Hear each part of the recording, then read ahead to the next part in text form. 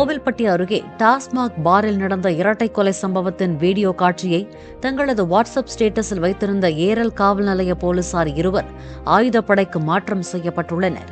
முதல்நிலை காவலர் அருண்குமார், காவலர் அஜ்மீர் காஜா மொய்தீன் ஆகிய இந்த இருவரையும் ஆயுதப்படைக்கு மாற்றி மாவட்ட காவல் கண்காணிப்பாளர் ஆல்பர்ட் ஜான் வர்கீஸ் உத்தரவிட்டுள்ளார்.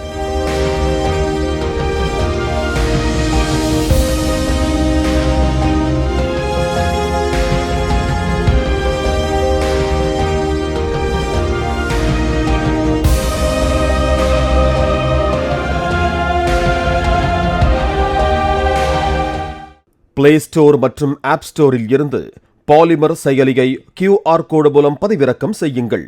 செய்திகளை உடனுக்குடன் பெறுங்கள்.